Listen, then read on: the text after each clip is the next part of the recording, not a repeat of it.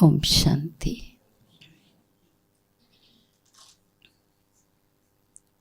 हम सभी अभी तक सुन रहे थे सक्सेस स्टोरीज। सक्सेस का आधार किन किन बातों पर है, सक्सेस कैसे मिलती है, विल पावर, दुआएं, टीम वर्क, है ना, आपस में हमारा विचारों का तालमेल होना, पॉजिटिविटी माइंड में हो, और साथ साथ मेडिटेशन, भगवान का साथ। तो ये तो हमने स्पोर्ट्स की सक्सेस स्टोरी सुनी। बहुत सारे स्पोर्ट्स हैं हमारे पास, स्पिरिचुअल स्पोर्ट्स बहुत है, हम सब खिलाड़ी हैं। तो बहुत से भाई बहनों को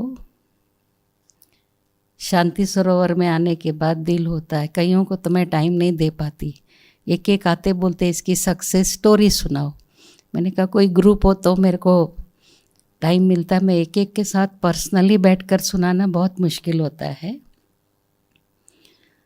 तो इसकी सक्सेस स्टोरी भी यही है। हम सब निमित्त आत्मा की महिमा करते, लेकिन हमारा ये अनुभव है कि हम निमित्त भाव से जब कार्य करते हैं, जैसे पुलेला गोपीचंद ने भी बताया ना, जब हम समर्पित कर देते भगवान को, वो अपने आप करता है। तो हमको तो कुछ आता नहीं है, लेकिन बाबा करन करावन हार है, उसके हाथ में जब हम अपनी बागडोर दे देते हैं तो बाबा हर क्षेत्र में सफलता देता है। वैसे मैंने बताया मुझे स्पोर्ट्स विंग में भी क्यों लिया मुझे नहीं मालूम, मुझे तो कुछ पता भी नहीं स्पोर्ट्स का ABCD। और बाबा के कार्य में हांजी करने से बाबा देखो कितनी अच्छी सेवाएं करा रहा है। निमित्त किसी को भी बना देता है ना बाबा, आपको नहीं आता तो मैं किसी से भी करा लूँगा, पर आप तो आगे रहो। तो हमारे अनुभव में भी यही है कि दादियों की, बड़ों की दुआएं मेरे साथ हैं, बाप दादा के भी बहुत सी ब्लेसिंग मेरे साथ हैं। मेरे मन चित्त में भी कभी नहीं आया कि मुझे बहुत बड़ा घर बनाना है या उस पर बहुत कंफर्ट्स हों। हमारा हमेशा मेरे मन में एक ही संकल्प रहा, जो त्याग तपस्या दादियों ने, बाबा मम्मा ने की, मुझे भी ऐसा त्यागी और तपस्वी बनने का एग्जाम्पल बनना है। मेरी कोई भी इच्छा ही नहीं थी और मैंने कभी कुछ जमा भी नहीं किया। जब भी दादी जी, प्रकाशमणि दादी जी हमें ऑर्डर करती थी, ये सेवा है, इसके लिए आप सबको ये करना है, जितना भी दादी जी बोलती थी मैं सोचती थी उससे बढ़कर के हम करें। जैसे ज्ञान सरोवर बन रहा था तो दादी ने कहा 25% सब लोग ट्रांसफ़र करो बैंक में से, बहने तो बन जाएगा। तो मैंने दादी के कमरे में जाकर कहा, दादी मैं अगर सिर्फ 1 साल का किराया रख करके, हमारा कोई ओन हाउस भी नहीं था, 99% मैं ट्रांसफ़र करूँगी, लेकिन आप कुछ भी किसी को भी नहीं बोलना। और मैं ये बात प्रीतम बहन को भी नहीं बोलूँगी, चुपचाप कर दूँगी, बाद में जो होगा देखा जाएगा। बैंक मैनेजर भी बोला आप नाराज़ हैं क्या दीदी, आप लोगों के अमाउंट से हमारा प्रमोशन होता है, सबसे ज़्यादा अमाउंट तो ब्रह्मा कुमारीज का है, आप कहीं और बैंक में ट्रांसफ़र कर रहे हैं? हम बोले नहीं, ये जहाँ की है प्रॉपर्टी वहाँ दे रहे, हमारा हेडक्वार्टर से हमको मिला है, हम वहीं देंगे, अभी वहाँ आवश्यकता है। उस समय भी दादी जी ने मुझे आशीर्वाद दिया कि जितना तुमने दिल से किया बाबा मल्टीप्लाई करके तुमको देगा। मैं बोली दादी नहीं, मुझे तो नहीं चाहिए, ना मुझे घर बनाना है और ना मेरे को संभालना है, मुझे नहीं चाहिए, ये वाला आशीर्वाद मत दो कि कहीं इससे बड़ा मेरे को मिल जाए तो मैं तो नहीं संभाल पाऊँगी। लेकिन हम चाहें ना चाहें कर्म का फल तो हर एक आत्मा को अच्छे का अच्छा, बुरे का बुरा मिलता ही है, ना चाहने से भी कुछ नहीं होता है।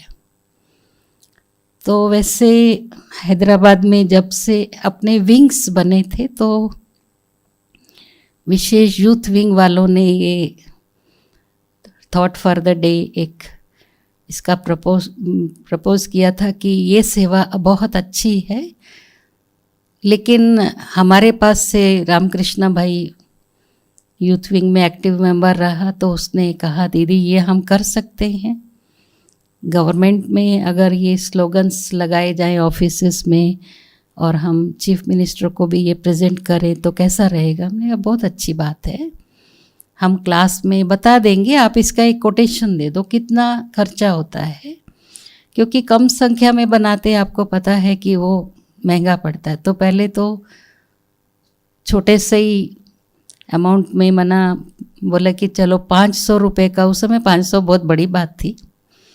तो हमने कहा कोई बात नहीं, हम क्लास में सभी को पूछा कितने बोर्ड कौन कौन दे सकते हैं, उसके लिए आप जो दिल से कर सकते आप कीजिए। तो सभी ने स्पॉन्सर के लिए बता दिया, हमारे तरफ से 8 लगा दो, 10 लगा दो, 5 लगा दो, 1 लगा दो, अपनी अपनी कैपेसिटी अनुसार। जब चीफ मिनिस्टर से हम मिलने गए तो उनको बहुत अच्छा लगा कि आजकल पॉजिटिव थिंकिंग किसी को करना ही नहीं आता है। क्या होता है पॉजिटिव थिंकिंग, माना शब्द सुना हुआ है लेकिन थॉट्स पर तो कंट्रोल नहीं है, और अच्छे थॉट्स लाना बहुत मुश्किल है। और आप लोग एक प्रकार से सोल को एक इंस्टेंट फूड दे रहे, तैयार माल है। अगर रोज़ एक पॉजिटिव थॉट हमको मिलेगी ब्रह्मा कुमारीज की तरफ से, मेरे लिए तो ये बहुत अच्छी प्रेरणा है।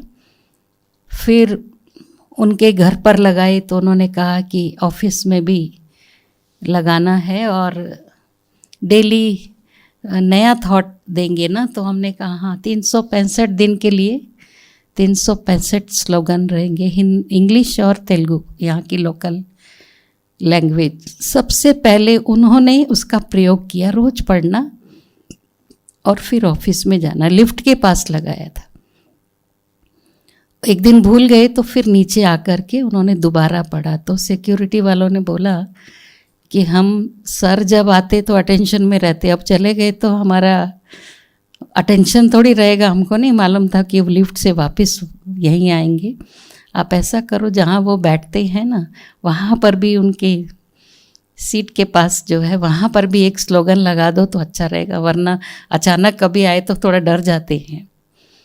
और वो कैबिनेट में हर एक को इंस्पायर करते रहे कि ये स्लोगन पढ़ो, अप्लाई करो, मुझे बहुत फ़ायदा हो रहा है, मेरे में बहुत चेंज आ रही है। फिर धीरे धीरे जब ऑफिसर्स सभी सीएम से मिलने आते थे, स्लोगन देखते थे, पूछे हमारे पास भी लगाओ। फिर परमिशन लिया तो उन्होंने 17 प्लेसेस जो है ना अपने सेक्रेटेरिएट में हर लिफ्ट के पास लगाने की। उसके बाद तो ऐसा हो गया कि जैसे ब्रह्मा कुमारियों के पास सुनामी तूफान सेवा का, हर मिनिस्टर का पर्सनल सेक्रेटरी हमें फ़ोन करता था कि मैडम आप आ सकते हैं, मंत्री जी चाहते हैं ये स्लोगन के बारे में डिटेल कुछ बुक है या कोई कोर्स है इंट्रोड्यूस करने के लिए आप सेक्रेटेरिएट में। तो फिर मैं पूछती थी कि आप टाइम का बंधन नहीं रखना, क्योंकि मुझे बहुत सारे फ़ोन आए हैं। तो उन्होंने बोला नहीं, आप अपना विजिटिंग कार्ड देंगे, हम तुरंत आपको बुला लेंगे। तो इस तरह से एक बहुत बड़ी क्रांति आ गई। उसके बाद क्या हुआ, कलेक्टर एक बार सेक्रेटेरिएट में आया, उसकी बहुत दिन से पेंडिंग थी फाइल, 6 मंथ्स से मूव नहीं हो रही थी, और बहुत गुस्से वाला था, बहुत गुस्से से बात करता था। तो उस दिन ड्रामा अनुसार वो इतना गुस्से में था, वो सोचा कि मैं आज तो सीएम की पेशी में तमाशा करूँगा, चाहे मेरा पद चला जाए, झगड़ा करूँगा, आज कैसा मेरी फाइल मूव नहीं होती मैं देख लूँगा, जो तोड़ फोड़ कर सकता हूँ करूँगा मैं। उस दिन बाबा ने ऐसा स्लोगन रखा हुआ था, क्रोध करने से काम बिगड़ता है, शांति प्रेम धीरज से मन को शांत रख करके जो भी कार्य आप करेंगे उसमें सफलता मिलेगी। अब जब कोई गुस्से में होता है ना, लिफ्ट 2 मिनट ऊपर नीचे होती तो उसको लगता है 2 घंटा हो गया, गुस्से वाला ऐसा ही बोलता है ना, बेल बजाते कोई नहीं आया, 2 घंटा क्या कर रही थी, है ना, वाइफ को डांटते हैं, अभी तक दरवाज़ा नहीं खोली। 2 घंटा कहाँ, 2 मिनट, मुझे आने, कमरे से बाहर आने तक तो उतना टाइम लगेगा ना। तो उसको क्या हुआ उस दिन, वो ग्राउंड में खड़ा है, बटन दबा रहा है, 5th फ्लोर तक लिफ्ट जा रही है, फिर 3rd पर आकर फिर 5th पर चली जा रही है, लेकिन नीचे नहीं आ रही थी। तो बार बार उसमें ये भी था, स्लोगन बहुत लंबा था कि क्रोध को पोस्टपोन कर दो, तो आप कूल माइंड से काम करो। अब बार बार पढ़ते पढ़ते उसका माइंड थोड़ा कूल हो गया, सोचा आज ये स्लोगन अगर काम में आया तो मैं दीदी को बुलाकर बात करूँगा, अगर नहीं आया तो भी बुलाकर मैं अच्छी तरह से डांट लगाऊंगा, क्या बकवास लगाते हो। तो उस दिन उसने वो स्लोगन का प्रयोग किया और बहुत प्यार से शांति से बात किया, रिस्पेक्टफुल लैंग्वेज में बात किया। तो उन्होंने बोला, भाई आज क्या बात है, इतना मीठा बोल रहा है, इतना शांति से बात कर रहा है, क्या बात है। बोला ये ब्रह्मा कुमारियों के स्लोगन का प्रभाव है। वो लोग तुरंत सीएम के पास लेके गए कि सर ये तो इतना गुस्सा करता था, आज बहुत शांति से बात किया, प्यार से, स्लोगन का बहुत असर। वो बहुत खुश हो गया, बोला इसका फाइल मूव कर दो अभी। तो फिर क्या हुआ, उस दिन मैं बहुत थक कर सोई थी कि ब्रह्मा भोजन था और हमारी बहनों को बार बार चीफ मिनिस्टर कोई ना कोई लेक्चर के लिए बुलाता रहता था, यहाँ वहाँ, ये डिपार्टमेंट वो डिपार्टमेंट, कोई हेल्पर भी नहीं था, मैं अकेली बनाई, बहुत थक गई थी। और भगोना मैंने उठाया, मेरी कमर में एकदम लचक आ गई थी। तो फिर एक बहन को मैंने बोला थोड़ा सा मेरी कमर को प्रेस कर दे, मैं सो जाऊँ ना, फिर तुम चली जाना, सो जाना। मैं बहुत गहरी नींद में सो गई, आधा घंटा भी नहीं सोई होंगी। मेरे बाजू में ही फ़ोन था, तो फ़ोन बजा, घंटी, तो पहले तो मैं घड़ी को मारती रही, मुझे लगा मैं रात में सो रही हूँ, कितना जल्दी अलार्म बज गया, नींद तो पूरी हुई नहीं है। फिर देखा बज ही रहा है, तो फिर फ़ोन था, तो उसने बोला, मैंने बहुत सीरियसली, जो नींद ही फिट जाए किसी की, दीदी, अब मैं कुलदीप दीदी से बात कर रहा हूँ। बोली हाँ, मैं कलेक्टर हैदराबाद। मैं बोली बोलिए भाई साहब, आप मेरे ऊपर इतना अत्याचार क्यों कर रहे हैं। मैं एकदम चौंक गई, पहले तो आंख बंद करके ही बात कर रही थी, हाँ हाँ कर रही थी, नींद आई हुई थी। तो बोला कि क्यों अत्याचार कर रहे हैं। मैं बोली क्या अत्याचार किया। अरे आप सेक्रेटेरिएट में स्लोगन लगाए, अपना कलेक्टर भाई गरीब याद नहीं आया। तो बोला आप आज 3 से 5 बजे आ सकते हैं। मैंने देखा भी नहीं, 1:30-2 बजे सोई थी, 2:30 बजे तो उसका फ़ोन आया, अभी 3 बजे कैसे रेडी होना। मैं हाँ बोल के सो गई, फिर से रख दिया फ़ोन। अब मुझे याद ही नहीं आ रहा कि सपना है या रियली मैंने फ़ोन अटेंड किया। सो गई, तो फिर वो अत्याचार वाली बात याद आ गई। फिर नींद खुली तो मैंने फिर वंशी भाई को फ़ोन किया, भैया मुझे ना समझ में नहीं आ रहा कि रियल में कलेक्टर का फ़ोन आया था या ड्रीम देखा है। आप ऐसा करो, एक बार फ़ोन करो भंवरलाल को, और बोलना नहीं कि मैं सो गई या कुछ नहीं, दीदी को ट्रांसपोर्ट मिलने के लिए थोड़ा टाइम लगेगा, तो आ रहे हैं, नहीं ऐसे फ़ोन करो। तो फ़ोन करते बोला अच्छा आ गए क्या वंशी भाई, दीदी आ गई। बोला नहीं नहीं, थोड़ा ट्रांसपोर्ट के लिए देख रहे हैं, जैसे मिलेगा। हाँ कोई बात नहीं, मैं 5 बजे के बाद भी वेट करूँगा दीदी आने तक। मैं जल्दी जल्दी तैयार हो गई थी, उसको फ़ोन करने के लिए बोला और मैं रेडी हो गई और मैं नीचे उतरी। अभी वहाँ बंजारा हिल में ऑटो मिलना भी मुश्किल, मैं कहाँ तक पैदल चलूँ, कोई है ही नहीं गाड़ी वाला भी। नीचे उतरी तो एक ऑटो वाला खड़ा था, सोया हुआ था। मैंने उसको आवाज़ करके पूछा भैया चलोगे। तो वो मेरे को देख के इतना हैरान परेशान, बैठ जाओ बोला। मीटर डालो। नहीं मीटर नहीं डालूंगा, मैंने सोचा कोई ये गुंडा बदमाश ना हो, पता नहीं कहाँ ले जाएगा मेरे को। नहीं भैया मीटर तो डालो। नहीं हम क्यों डालेंगे, आप मेरे को नहीं पहचाने क्या। मैं बोली नहीं भैया, हमारे पास तो बहुत लोग आते, मैं कहाँ पहचान सकती।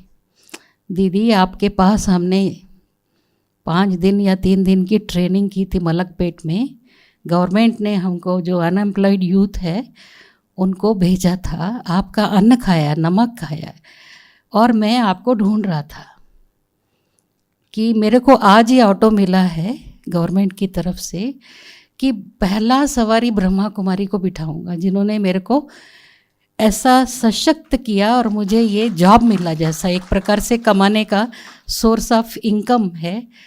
तो ये तो भगवान ने, मेरे को पता नहीं था आप यहाँ ही रहते हैं। नीचे बिल्कुल हमारे फ्लैट के बीच नीचे दीवार के पास ही खड़ा है वो। मलकपेट कहाँ जाना कहाँ, वो मैं एड्रेस भी भूल गया हूँ। तो देखो मैं तो आपसे पैसा नहीं लूँगा, आपको वापस भी यहीं ला के छोड़ूंगा, कितना भी देर आप बात करो। फिर मैं बोली नहीं भैया, ऐसा मैं तो गरीबों से फ्री सेवा नहीं लेना चाहती और आपकी पहली बोनी है। नहीं, बोला नहीं दीदी, अगर आप नहीं लेंगे तो मैं बहुत दुखी हो जाऊंगा। ठीक है, हमने सोचा हम दूसरे रूप से इसको देंगे। फिर आने के बाद मैंने उसको टोली दी, एक ड्रेस था मेरे पास नया, माताएं देती रहती, तो उसको ड्रेस दिया, आप बाबा के घर का ड्रेस पहनो।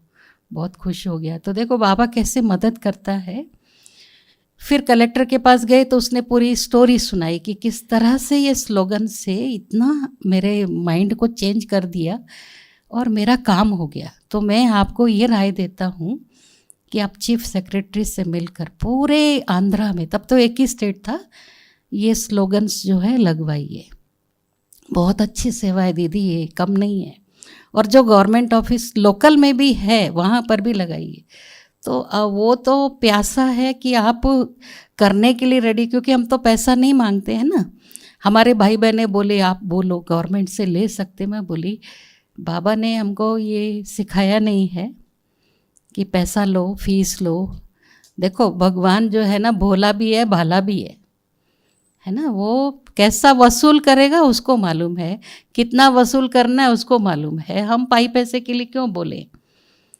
तो जैसे चीफ मिनिस्टर को मालूम पड़ा, उन्होंने सब जगह वीडियो कॉल किया कलेक्टर्स को कि ब्रह्मा कुमारी जहाँ भी आएंगी, इनका 3 दिन का कोर्स है, आप जितने ऑफिसर्स हैं फुल फ्लेज्ड सभी का सेशन लेंगे। वो 500 हों, 700 हों, 800, पूरी जगह। हमने सोचा हमारी बहनें कहाँ जा सकेंगी, वहाँ की बहनों को हमने सर्कुलर भेजा, ये गवर्नमेंट का सर्कुलर है, आप लोग जा कर के सेवा करना। बोले हमको नहीं मालूम कैसा करना है, आप ऐसा। फिर हमने सीएम को बोला हम थोड़े थोड़े डिस्ट्रिक्ट लेंगे, एक साथ हम सारी बहनें भेज देंगे, यहाँ क्या सेवा करें। तो एक एक जगह माना काकीनाडा में 900 लोग थे ऑफिसर्स जो है ना, ट्रेनिंग करे, और कहीं 500 कहीं 600। फिर तो इतना माना ब्रह्मा कुमारी इसके बारे में इतना अवेयरनेस आ गई सबको कि बहुत अच्छा काम करते। और यहाँ पर भी जहाँ भी हम जा रहे थे टीम बनाए हुए थे, एक एक जगह पर एक एक टीम को ले जा रहे थे। तो जहाँ भी मैं जाती थी तो बोलते थे, जो भी एमडी है तो वो लोग बोलते थे मैडम आप लेक्चर देना है, सर मुख्यमंत्री जी ने बोला है, हमारा हॉल रेडी है, सब लोग बैठे हैं। बोले नहीं आप यहाँ बुला लो, स्लोगन लगा के हम बहुत जगह जाना है, अभी नहीं, बाद में हम सेशंस के लिए आपको अलग से टाइम देंगे।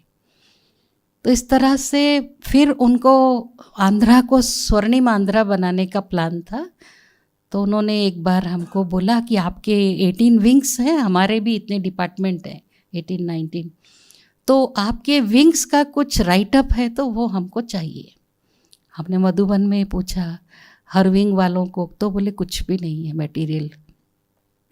अब वो अचानक बोलता था, हम लोगों को ऐसा रहता था हमारा बोर्ड एग्ज़ाम है, अब किताब लेके बैठो, सारे भाई बहनें बैठ करके उसमें से निकाल करके वो उनको मटेरियल दिया। तो बोला ये बुक में छपाएंगे।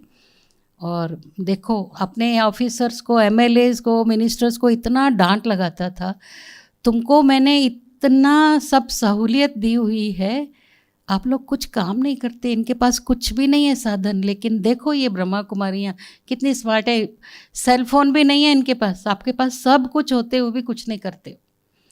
फिर वो एमएलएज को बोलता था कोर्स करो 7 दिन का जा कर के, ब्रह्मा कुमारी ने तो प्रमोशन नहीं दूंगा। वो फिर आते थे, अरे दीदी कौन सा कोर्स है करा दो।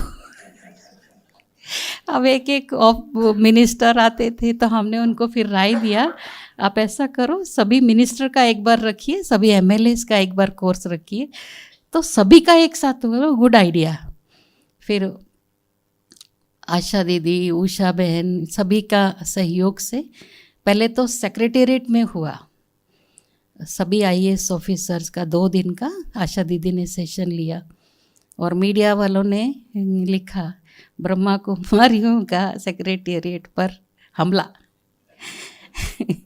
और फिर सीएम ने बोल दिया था कि ये जब भी सेक्रेटेरिएट में आएंगे नो फॉर्मेलिटी, ओम शांति बोलेंगे उनको एंटर करने के लिए, कुछ भी पूछताछ नहीं, फॉर्म भरो ये भरो, कुछ नहीं। तो वहाँ के ऑफिसर्स हैं ना हमारे बंशी भाई, इन लोगों को बोलते थे आप लोग तो अच्छा स्लोगन लेकर आए और आप तो ऐसा लगता है एक डिपार्टमेंट खोल के बैठेंगे अभी यहाँ पर। फिर धीरे धीरे वहाँ पर उन्होंने एक बहुत सुंदर हॉल दे दिया, मेडिटेशन रूम भी था उसमें, और वहाँ क्लासेस चलने लगी। तो काफ़ी वर्षों तक चल रहा था, अभी तो तोड़ फोड़ हो गई, अभी फिर से लेटर देना है कि हमको मेडिटेशन के लिए ये चाहिए। फिर हमने चीफ मिनिस्टर को एक बार बोला कि हमारे पास एक मेला करना है, उसमें हमारे सभी विंग्स का भी कॉन्फ्रेंस आदि करनी है, तो विज़न एंड वैल्यूज़ का क्या गवर्नमेंट मिल करके ऐसा हम लिख सकते कार्ड पर, और आपके भी कोऑपरेशन से हो रहा है। तो उसने कहा जो चाहिए बोलिए। तो फिर हमने उनको बताया हमको रहने के लिए भी स्थान चाहिए, क्योंकि पैसा नहीं है इतना हम तुरंत कर सके।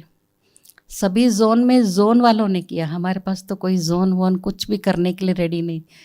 और जब इतनी अच्छी आत्मा है, सेवा इनके द्वारा हो सकती, उस समय गवर्नमेंट ने हमको 5 लाख का सहयोग दिया। कुछ अपने विंग के चित्र बना के दिए, जो चित्र नहीं मिले वो हमने फिर अपने मेले आदि के हेल्थ के वो सब मंगा करके, फिर उन्होंने एक फुटबॉल स्टेडियम ये अपना जो एलबी स्टेडियम है ना, वहाँ पर प्लेस दिया। फिर उन्होंने बोला सब मदद करना, इनको जो भी चाहिए। फिर आईएएस ऑफिसर्स के बंगलोज बने थे, शायद 1 या 2 आईएएस ऑफिसर आए थे, अभी उसका इनॉग्रेशन भी नहीं हुआ था, तो वो भी हमको फ्री में दे दिए। और वो ऐसा ही था जैसा ज्ञान सरोवर में रह रहे, पर्दे वर्दे तो नहीं थे। और मेरी तबीयत भी ठीक नहीं थी, मेरी दादी ने वहाँ मधुबन में सर्जरी कराई और मैं बीमार ही थी, फ़ोन से ही कारोबार हुई पूरी। और फिर उस समय पर जब ये कॉन्फ्रेंस और मेला साथ साथ ही था और सीएम आए, उस समय प्रकाशमणि दादी जी आए थे। दादी जी ने स्टेज पर उनको कहा कि आपको माउंट आबू में विज़िट करना है, तो कौन सा अच्छा दिन है? तो शिवरात्रि हमारा बहुत ऑस्पिशियस डे।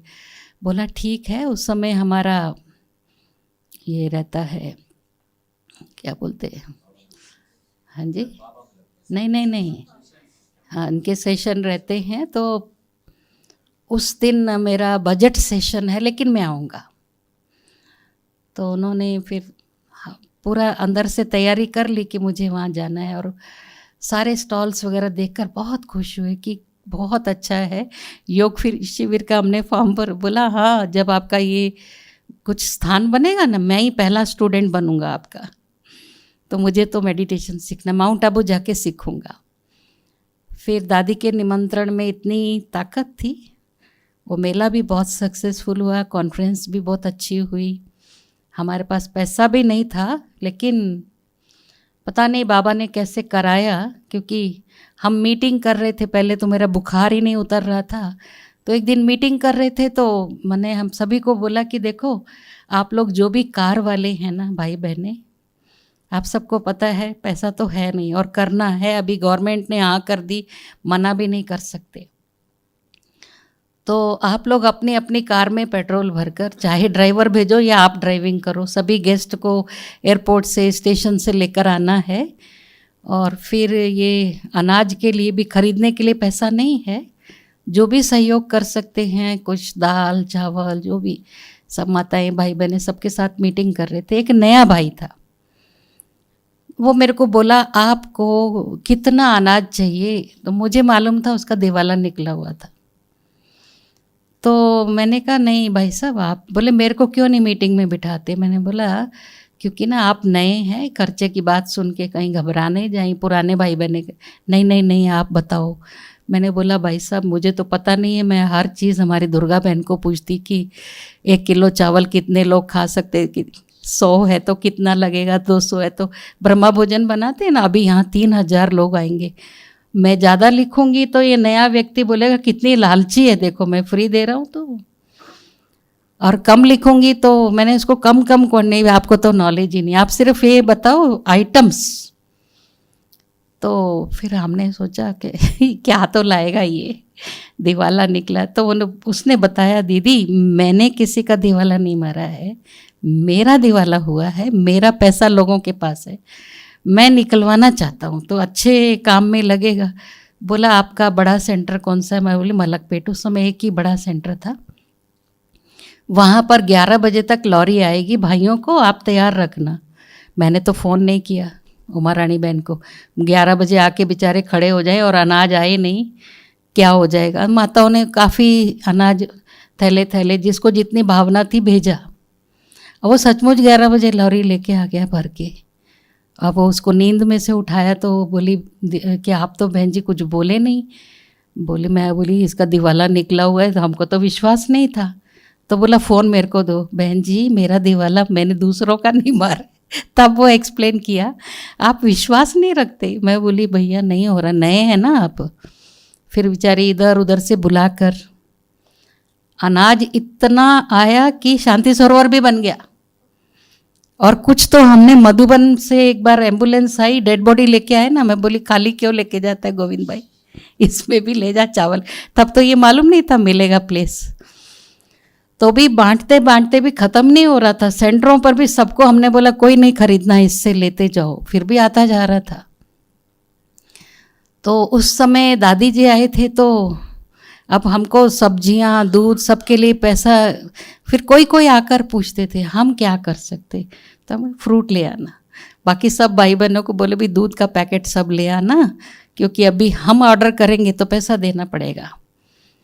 तो सब जगह सब भाई बहनें इतना लाए कि रोज़ खीर बनाओ, पनीर बनाओ, दूध ख़त्म ही नहीं हो रहा।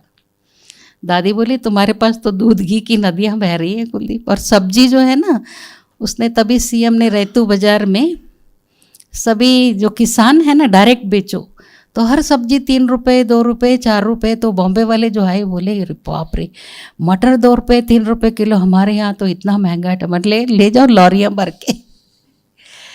तो उसके बाद जब वो मधुबन में पहुँचे, उन्होंने बाप दादा से मिलन मनाया। बाबा ने बहुत महिमा की, क्योंकि आपको पता है किसी भी संस्था को चीफ मिनिस्टर हेल्प करता है, कितना अपोजिशन सहन करना पड़ता है उसको।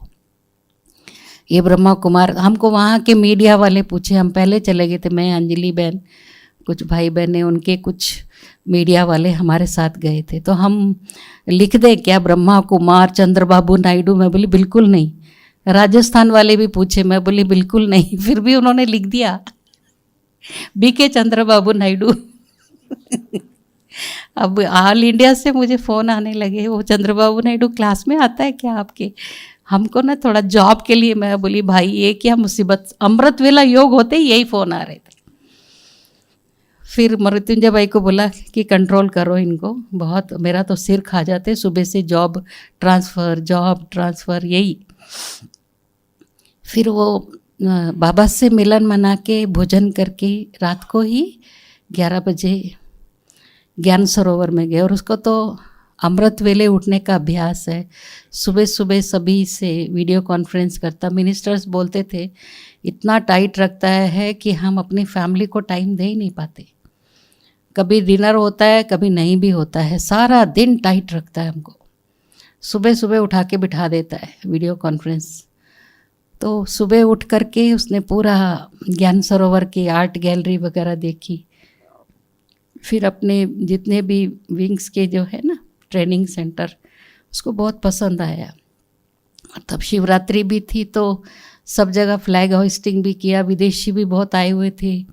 ओम शांति भवन भी देखा, परंतु वो इतना इंटेलिजेंट है, एक नज़र में उसने देख लिया इतनी भाषाओं का ट्रांसलेशन एक साथ हो रहा है। तो उसने बताया कि हमारे विज्ञान भवन में दिल्ली में भी ऐसी फैसिलिटीज़ नहीं है इतनी ट्रांसलेशन की। तो ये ब्रह्मा कुमारियों के पास जो है, इन्होंने साइंस एंड टेक्नोलॉजी को बहुत अच्छी तरह से यूज़ किया है। तो फिर उन्होंने निर्वैर भाई को बोला कि मुझे ऐसा ही ज्ञान सरोवर जैसी एकेडमी वहाँ बनानी है। फिर हॉस्पिटल भी लेके गए, वहाँ पर भी उन्होंने कुछ 5-6 लाख का डोनेशन दिया। फिर निर्वैर भाई बोले नीचे जाने के बाद, क्योंकि वो अलग कार में थे, मैं अलग कार में थी, कुलदीप बहन से बात करेंगे। तो उन्होंने बोला आप हमको वहाँ ऐसा बनाना है, क्योंकि पहले उन्होंने हमारे वो मलकपेट सेंटर पे कुछ टीचर्स को ट्रेनिंग पर भेजा था, और फिर उनके जो मंडल रिसोर्स पर्सन्स हैं लगभग 450 लोगों को ज्ञान सरोवर में ट्रेनिंग कराई। सबका फीडबैक था कि ऐसी ट्रेनिंग रेसिडेंशियल होनी चाहिए, पर हमारे पास तो कुछ भी नहीं था, सिर्फ वो सेंटर पर हम सुबह से शाम तक रख के फिर वापस भेज देते थे।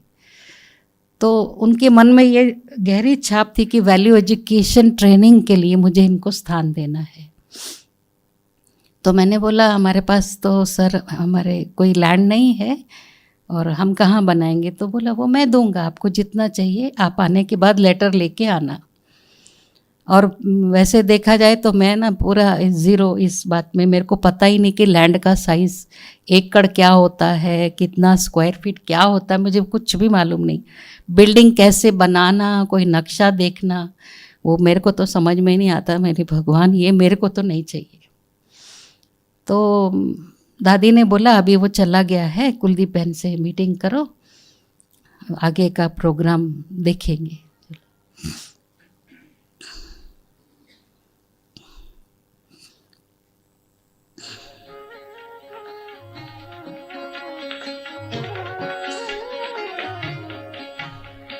शिव की याद रहेगी तब आँखों में समाया वो होगा।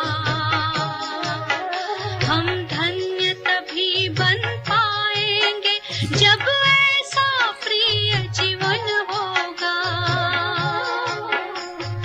यहाँ हमारा तन होगा,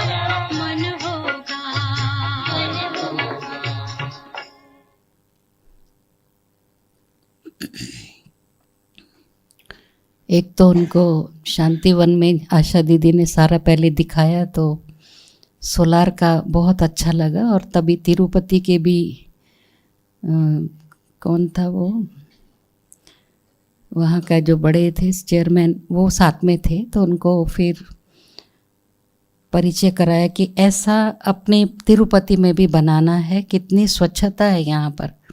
हमारे वहाँ प्रसाद बनता है, स्वच्छता नहीं होती है। फिर वहाँ तिरुपति में भी अपना भाई ने जो है वो किया वहाँ पर जा कर के। तो उसके बाद जब ज्ञान सरोवर से निकले और मीटिंग में बोले मृत्युंजय भाई कितना लैंड लेंगे। मैंने सोचा 1 एकड़ बहुत बड़ा होता है, 1 एकड़ बस है भाई साहब। कितना रहता है 1 एकड़ मालूम नहीं मेरे को। बोले एकेडमी नहीं बनती है, कम से कम 10 एकड़ लेना चाहिए, क्योंकि 3 एकड़ तो आप पार्किंग का ही समझ लो। तो ठीक है, लेकिन कितना रहता है, ज्ञान सरोवर कितना है बोले। मैं बोले नहीं मालूम, ये 28 एकड़ है या 23 पता नहीं। तो मैंने बोला इतना बड़ा मुझे नहीं चाहिए, तो ठीक है आप 10 ले लो। एक दिल्ली का कोई भाई था, बोला कि आप 10 चाहिए तो डबल लिखना चाहिए, गवर्नमेंट आधा ही देती है।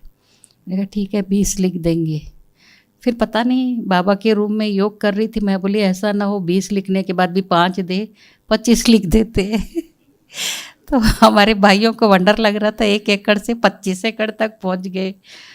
और वो तो इतना प्रभावित था कि जितना मांगेंगे मैं दे दूंगा। हम लेटर लेकर के गए तो उन्होंने कहा कि ठीक है, आप जगह सर्वेयर को साथ भेजे और कलेक्टर को बोले इनको सारे प्लेसेस दिखा दो जो पसंद है।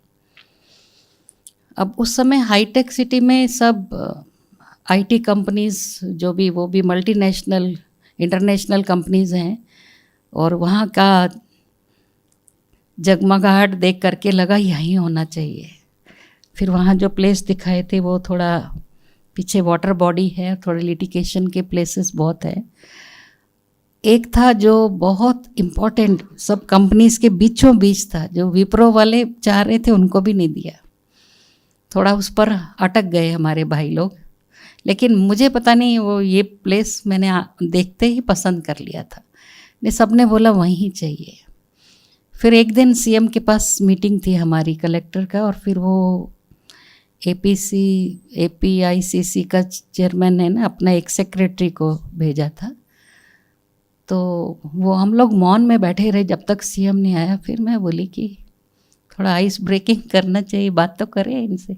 कलेक्टर भी चुपचाप, वो भाई को मैंने पूछा आपको ब्रह्मा कुमारी इसके बारे में मालूम है? 1 घंटा हम शांत बैठे थे।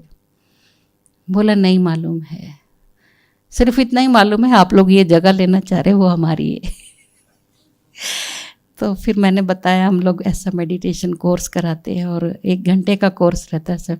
तो कलेक्टर बोला दीदी 1 घंटा ऐसे ही वेस्ट किए, एक कोर्स हो जाता था ना अभी तक तो।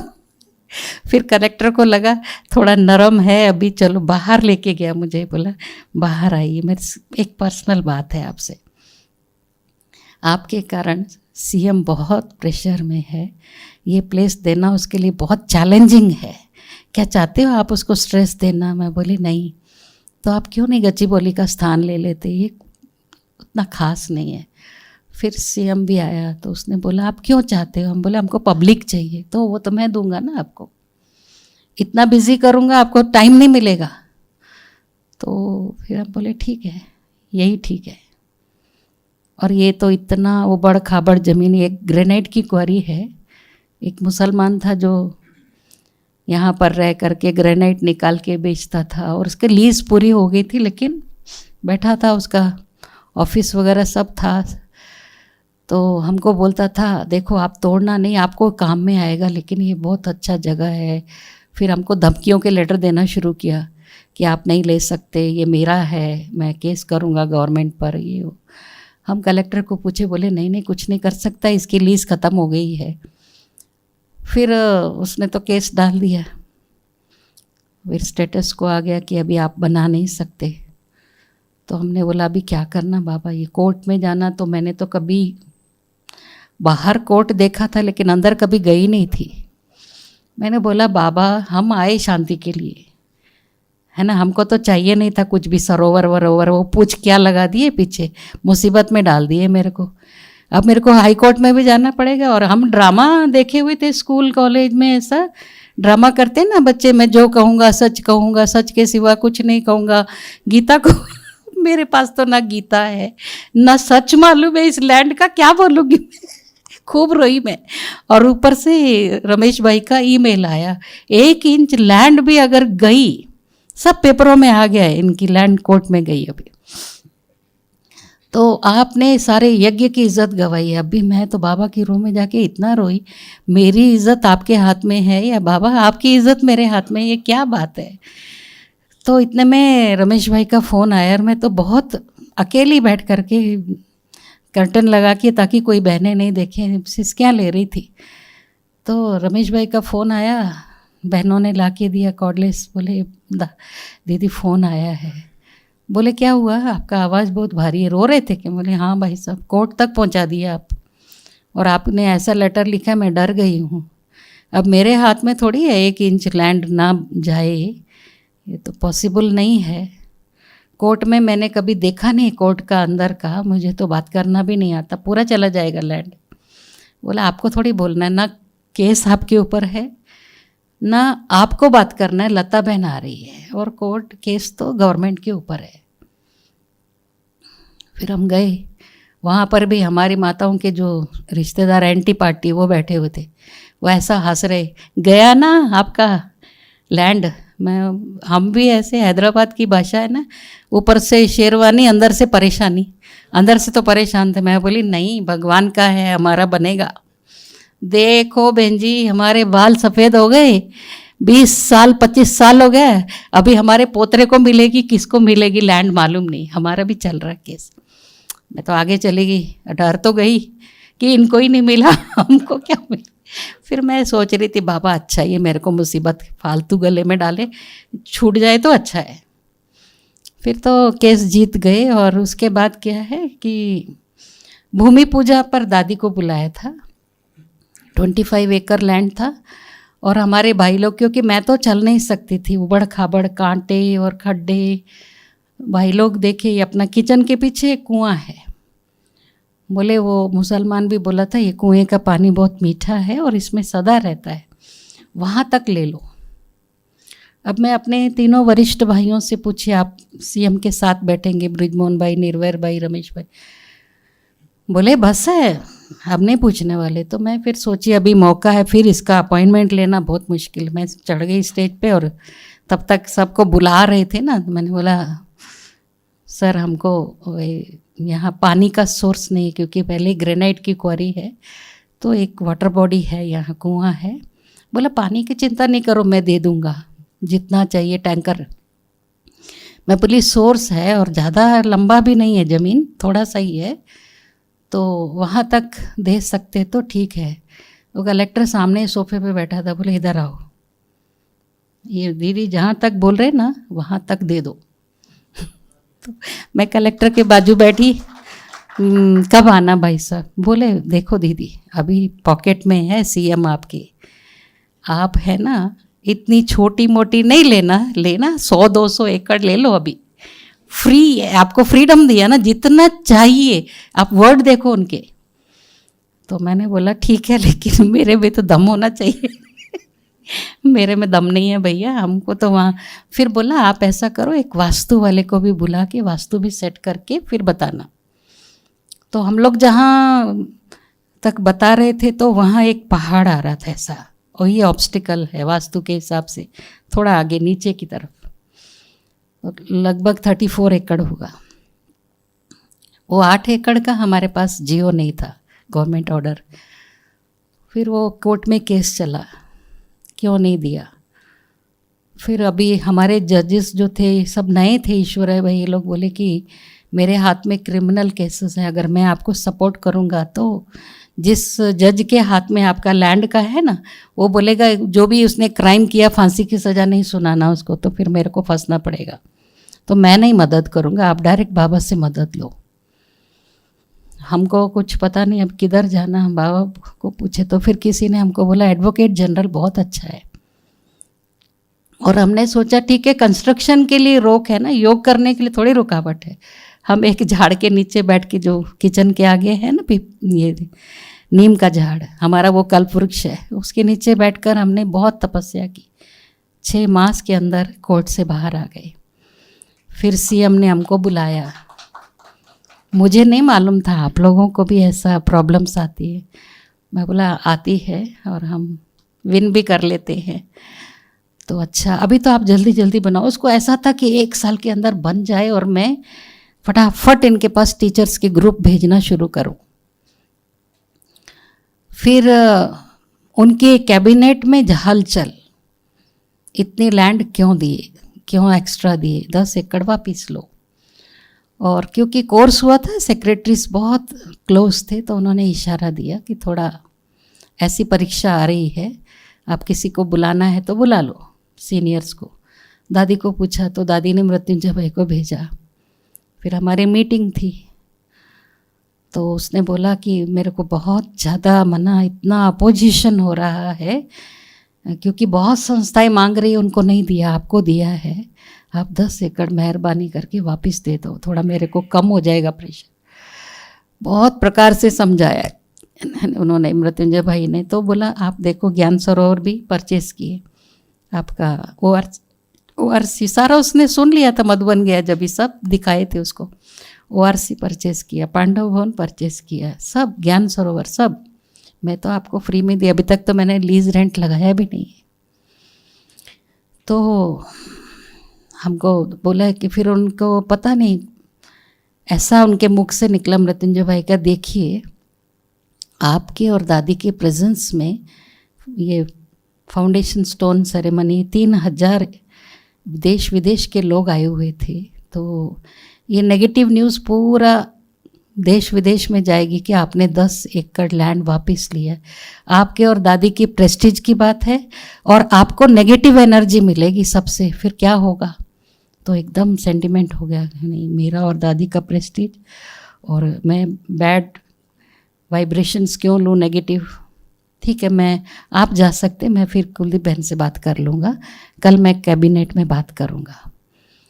उनको लगा जैसे बाबा बोलते हैं ना, VIP कोई ज्ञान में आता पागल हो गया ब्रह्मा कुमारियों के पीछे। उन्होंने सोचा ये तो पागल है, किसी तरह से भी नहीं लेगा, अभी इसको हम और तंग करते। बोला 1 करोड़ रुपया लीज रेंट रखो पर ईयर। देखो कैसे छोड़ती है लोग। वो पता तो चला लेकिन कोई भी नहीं आएगा, इतना सडनली बुलाया। तो रमेश भाई का ईमेल था, 1 इंच भी नहीं खोना है। और हमारे भाई लोग बोले जो बोले आप दे देना, हाँ बोल देना। मैंने बोला ऐसे कैसे, है ना इतना बड़ा अमाउंट थोड़ी, हाँ बोले। तो बोला madam can you give 1 crore per year. मैं बोली नहीं। मैं बाबा को बोली मेरा सिर आपके हाथ में, ऐसा हिलाना या ऐसा आपको मालूम। तो अभी ये लोग को सर देखो आपको रमेश भाई ने बोला है ना, वो पैसा दे सकते हैं ना। मैं बोली कौन देगा भैया, 1 साल में 1 करोड़ बनेगा कैसे, फंड्स कहाँ से आएंगे, योग करो। उसको बहुत कॉल आ रहे थे। तो हम 5 मिनट योग करने के बाद उसको दृष्टि दे रहे थे पावरफुल। मैं तो बाबा को बोल रही थी अगर छूट जाए तो बेस्ट है, नहीं चाहिए मेरे को तो, ये बड़ी प्रॉब्लम वाली लैंड है, कभी कोर्ट में जाओ कभी पैसे दो, ये कहाँ से लाऊं, मेरे पास तो 50 लाख भी नहीं है। तो फिर बोला madam can you give 10 lakhs। मैं तो सुनी भी नहीं, मैं पहले सिर मेरा। हमारे भाई लोग बोले इतना कंसेशन दिया। फिर आप वो हिंदी में बात कर रहे थे और उसको कॉल में, उसको हिंदी उतना जल्दी समझ में भी नहीं आती, खुसर पुसर कर रहे थे। चुप रहो, 5 मिनट के योग से 10 लाख हो गया, अभी और करो। और फिर मैं उसको दृष्टि दे रही थी। फिर अभी क्या बोलेगा मुझे क्या पता ना, मैं तो बाबा को ही खोपड़ी हिलाने के लिए बोली हुई हूँ। Can you give 1 lakh? No. हमारे भाई लोग बोलते वंशी भाई, रामकृष्णा भाई, अंजलि बहन, शीला बहन, क्या बहन जी आप कितने कंजूस है, अरबों की लैंड है ये, और आगे चलकर तो पता नहीं खरबों में चली जाएगी। तो मैं बोला अपने बाप की है कि ये कभी भी ले सकते, हमारी थोड़ी है। चुप रहो। मैं बोली अब मैं मैनेज कर लेती। फिर वो कॉल में बिजी हुआ, फिर जोर से हंसा। सीएम बोला दीदी डोंट वांट गिव सिंगल पाई। मैंने बोला नहीं सर, आपको बीच में कॉल आ रहे थे, मैं बात नहीं कर सकी। मैं डिसीजन मेकर मैं नहीं हूँ, आपको पता है ना हमारे ऑर्गेनाइजेशन में माउंट आबू हेडक्वार्टर से पूछे बिना हम कुछ भी नहीं दे सकते। तो 15 दिन का टाइम देंगे आप, हम जाकर बात करेंगे, वो जितना बोलेंगे हम देंगे आपको। हाँ टेक योर टाइम बोला। तो हमको बता दिया था कहाँ कहाँ कौन कौन जो है ऑब्जेक्शन कर रहे हैं। हम जैसे ही जा रहे थे वो मिनिस्टर चौंक गया कि अरे मेरे पास क्यों आए आप। हम बोले इसलिए कि आप माउंट आबू विज़िट किया, आप उनके मॉरल सपोर्ट आपको करना है। सीएम का अकेला कैसे सबके साथ वो अपोजिशन में रहे, थोड़ा आप मॉरल सपोर्ट दीजिए उनको, इसके लिए हम आपके पास आए। फिर टोली दिया, बोला ठीक है दीदी, अब जो कैबिनेट में 15 या पता नहीं कौन सा डेट बताया, हम 1 रुपया लीज रेंट रख देंगे। हम बोले हमारे पास तो आपको पता है लोगों के छोटे अमाउंट से हमारा बूंद बूंद से तालाब बनता है। हम 1 करोड़ या 10 लाख या 1 लाख देना बहुत मुश्किल होता है हमारे लिए। तो बोला 1 रुपया। फिर मैं बाहर जाके रमेश भाई से पूछी, बोले नहीं 1 रुपया नहीं, थोड़ा बढ़ा के दे देना क्योंकि 1 रुपया रिस्क है। फिर उन्होंने सीएम को बोल दिया वो जो भी देंगे आप ले लेना, हम लोग एग्री हैं, ब्रह्मा कुमारी से अच्छा काम करते। सभी को समझाया। कुछ लोग बोले क्यों, हम खड्डे में हमारा ऑफिस बना लेते। फिर उनको समझाया बीच में आपका ऑफिस होगा तो फिर शांति नहीं रहेगी, पब्लिक आएगी। फिर हम लोग, मैं बाबा के रूम में बैठ कर के पूछी बाबा कितना देना, जितनी लैंड है उतना दे दो, उतने 34,000 लिख के ले गए। और हम लेटर हमेशा बाबा के सामने रख के, बाबा हाथ मेरा यूज़ करो, सिग्नेचर आपका है और काम आपको करना है, आप आगे जाओ, हम पीछे पीछे आ रहे हैं। तो उसने हंसते हुए सिग्नेचर कर दिया, इट्स ओके, 34,000 मंजूर है। हम सोचे चलो अभी ये भी पहाड़ पार कर लिया, अभी कोई प्रॉब्लम नहीं आएगी। फिर आया म्यूनसिपल वालों का कि आपको 3.25 करोड़ रुपया भरना है, उसके बाद आप बना सकते हो। डेवलपमेंट चार्जेस सब कहाँ से लाना, 1 करोड़ भी नहीं है, 3 करोड़। फिर घूमे 6 मास हमारे भाई लोग, वो तो मेरी फाइल आई नहीं, प्रिंसिपल सेक्रेटरी जो है वो फाइल मेरे टेबल पर नहीं है। तो एक दिन उन्होंने बोला आप आ जाओ, 3 से 5 अपॉइंटमेंट रहता है ना। तो बोले आज दीदी माउंट आबू से प्रसाद लेके आ रहे हो। अरे नहीं, कुलदीप दीदी को नहीं बुलाना, वो बहुत महायोगी है, वो उसका 3 बजे से योग चालू होता है, फिर उसकी नींद का टाइम आप ख़राब नहीं करो, नहीं प्रसाद आप लोग ले आना। बोले नहीं दीदी निकल चुके हैं। मैं गई तो बोला आप क्यों आए दीदी? बोले अपने भाई से मिलने आई और दादी जी ने आपके लिए टोली भेजी है, माउंट आबू गया था वो। तो बोला अच्छा, अगर हम आपको 1 पैसा भी कम नहीं करेंगे तो क्या करेंगे आप? छोड़ देंगे, हमको नहीं चाहिए, हमारे पास पैसा ही नहीं है, ना लैंड है, आपकी लैंड बेच के आपको तो नहीं दे सकते ना। तो गुस्सा आ गया ना आपको। मैं बोली गुस्सा नहीं है, आपने प्रश्न किया, मैंने उत्तर दिया। अब मैं उसको, ये थोड़ा वो हंसी मजाक कर रहा था, जोवियल था, मैं उसको दृष्टि दे रही थी तो उसका नज़र मेरे पर आई, क्यों दीदी इतना घूर के देख रहे? मैं बोली नहीं, मैं तो बाबा से बात कर रही थी, उसको कोर्स भी हुआ था 3-4 दिन का। क्या बात कर रहे थे? मैं बोली बाबा आपके बच्चे के सामने बैठी हूँ, आप चाहे तो फ्री करा दो, चाहे तो नॉमिनल करा दो। क्या बोला बाबा? मैं बोली मेरे को बोलने वाला था, आप डिस्कनेक्ट कर दिए। तो ऐसा है, अभी आपको ही रिप्लाई आएगा, आप टचिंग कैच करना अभी।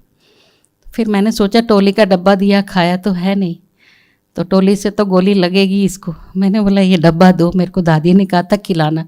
अब उसको लगा ये जो घूर रही थी कुछ मंत्र डाली होगी। बोला मैं नहीं खाता, पहले आप लोग खाओ। हमें कोई बात नहीं, हमारा ही है ना बस। हम लोग खाए तो वो खा के खूब हंसा। फिर बोला अच्छा, अपने पीए को बोला इनका फाइल निकालो, कितना है? 2 करोड़ 60 लाख गच्चीबोली का और 15 लाख बंजारा हिल में भी 1 एकड़ के करीब ज़मीन है। तो ये तो फ्री हो गया। अभी बंजारा में कितना देंगे? मैं बोली देखो भाई साहब, हमारे तो सफ़ेद वस्त्र हैं, जेवर भी नहीं है, क्या बेच के क्या दें? अब आप ही सोचो, जैसे आपने ये किया, बाबा से पूछो जरा, वहाँ के लिए भी पूछ लो आप ही। तो ठीक है, फिर 1.5 लाख या पता नहीं 180 बोला, मैं उतना तो दे सकते। बाद में वही व्यक्ति फिर इतना डिप्रेशन में आया, सब में माना 2-3 जगह और भी काम करने के बाद इधर कोर्स करने आए, मैं पहचान नहीं पा रही थी, इतना डिप्रेशन में। मैं ही उसको समझा रही थी। तो एक दिन मैंने बोला, रामकृष्ण भाई थोड़ा आप काउंसलिंग करो। रामकृष्ण बोला आप समझे नहीं, ये वही है जिसने अपने को 3 करोड़, 2.25 करोड़ माफ़ किया। तो मैंने फिर उसको बोला, अरे भाई आप वो क्यों नहीं याद करते कि आपने बाबा के यज्ञ में इतनी बड़ी मदद की, बाबा आपको कितनी मदद करेगा? बोला वो क्यों, आपने ये चिट्ठा क्यों खोल दिया? मैं तो गुप्त रखना चाहता था। नहीं दीदी, वो मेरा पुण्य है, वो रहने दो, बताना नहीं किसी को भी। तो आखिर बाबा ने फिर ये दिया। फिर आए वाटर डिपार्टमेंट वाले, 1 करोड़ पानी के लिए दो, कनेक्शन देंगे, बहुत हाइट पर है। अरे बाप रे, हम बोले हम तो बोरिंग का पानी पी लेंगे भैया, हम तो 1 करोड़ नहीं दे सकते। फिर वाटर डिपार्टमेंट का जो एमडी है उससे बात किए, तो उन्होंने कोर्स भी किया, बंजारा हिल में रेगुलर आए। फिर उन्होंने समझाया कि दीदी हम लोगों के हाथ में अथॉरिटी नहीं, और हम तो कभी भी ट्रांसफ़र हो जाते, तो नॉमिनल हम आपको बताएंगे, तो बताने तक उसकी ट्रांसफ़र हो गई। फिर उसने दूसरे वाले को बता दिया कि आप जाकर थोड़ा सर्वे करके इनको जो मदद कर सकते करो। फिर उनकी टीम आई और उन्होंने बोला कि हम थोड़े दिन के बाद आपको बताएंगे। तो कहाँ 1 करोड़, कहाँ 1,80,000 में बाबा ने वो काम करा दिया।